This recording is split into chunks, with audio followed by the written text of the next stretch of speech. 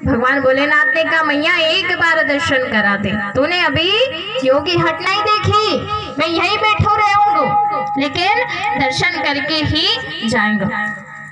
लेकिन मैया यशोदा ने कही ओ जोगी, तूने बोले योगी हट देखी होगी, त्रिया हट नहीं देखी। मेरा जो लाला है, मेरे नरे मतलब बहुत सारे जो दरवाजे हैं वहां पर जो मैया यशोदा का चौक था उसमें 80 दरवाजे थे, 80 चौक वहां पर थे और 80 दरवाजे थे। बोले तू यहीं बैठो रहिए, मैं अपने लाला को दूसरे दरवाजे से निकाल करके ले जाऊंगी पर तुम्हें दर्शन नहीं कराऊंगी। भोले बाबा ने कहा अच्छी जिद्दी है, ठीक है हम तो जा रहे। भोले बाबा वहां से चल दिए। भगवान कन्हैया का नाम स्मरण करते करते वहां एक बरगद के वृक्ष के नीचे जाकर के बैठ गए। अब जैसे ही भोले बाबा गए, कन्हैया ने वाह वाह वाह करके रोना शुरू कर दिया। अब यशोदा मैया खूब उनको झूला झूलाए, खूब उनको मनाए, लेकिन भगवान तो ना माने। अब रोना शुरू कर दिया। जब भगवान रोने लगे तो जितनी गोपियां थी सब आने लगी, हे यशोदा लाला को कहा भयो। यशोदा कहने लगी ना जाने कहा भयो, जब से देखो तब से रो रहे हो है। एक सापन वारो बाबो आया था, वो कहने लगो कि मोई लाला को दर्शन करा दे, मैंने दर्शन नहीं कराया तो तब से लाला रो रहे हो। दौड़ी दौड़ी वो जो गोपियां थी वो भगवान शंकर के पास गई कि भगवान शंकर, अब उनको क्या पता कि है जोगी, तुमने लाला को कुछ किया क्या? वो आप जब से आए हैं तब से हमारा लाला रो रहा है। तो भगवान शंकर ने कहा मैंने तो कुछ नहीं किया, वो जो तुम्हारी यशोदा मैया है वो हमको दर्शन नहीं करा रहा और हमको दर्शन करा, ये बात हमने उनसे बोला लेकिन वो दर्शन नहीं करा।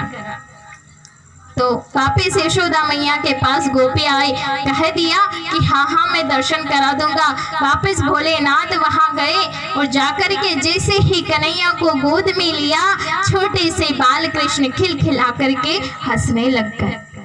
बोले बाबा अब तो बड़ी दूर से चल करके आए हैं तो दर्शन करके तो जाना ही था। अब क्या हुआ कि भोले बाबा अपने गोद में ले तो वो हंसने लगे और यशोदा ने कहा ला बाबा ये तो ठीक हो गया, अब ला मेरी गोद में दे दे। और जैसे ही यशोदा की गोद में जाए तो वापस रोने लगे। अब भोलेनाथ की गोद में जाए तो हंसने लगे और यशोदा मैया की गोद में जाए तो रोने लगे। अब मैया यशोदा ने कही ए बाबा कुछ तो ऐसा कर दे कि जिससे यहाँ मेरी गोद में आकर भी हंसने लगे। तो भोले बाबा ने कहा कि केवल एक ही बात से यहाँ तुम्हारी गोद में आकर के हंसने लगेगा। बोले एक शर्त है हमारी। बोले क्या? बोले जब भी तुम या को स्नान कराओ, एक मंदिर बनाओ, उसमें जब स्नान कराओ तो उसके नीचे मेरा मंदिर बनाओ और जब इसका स्नान का जो पानी है, जो जल है वो मेरे ऊपर से निकले, ऐसा मंदिर बनाओ।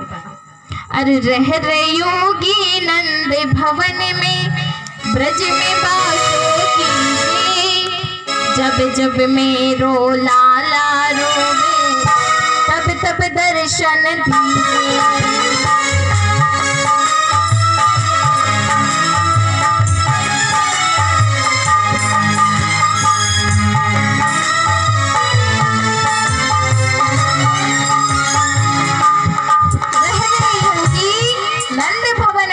ब्रज में वासो कीजिए और जब जब मेरो लाला रोवे तब तब दर्शन दीजिए। तो वहीं पर मैया यशोदा ने भगवान शंकर का मंदिर बनाया और भगवान भोलेनाथ का क्या नाम हो गया?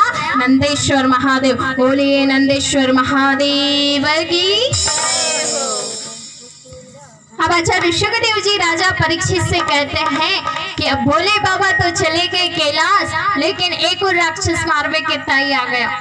उसका नाम था व्योमासुर, जो गोल गोल आंधी उड़ती है उसको ही भौमासुर कहते हैं। वो आया, कन्हैया को उड़ाकर ले जाना चाह रहा था, लेकिन कन्हैया ने विवाह को उद्धार कर दिया। अब कन्हैया 1 वर्ष का हो गया।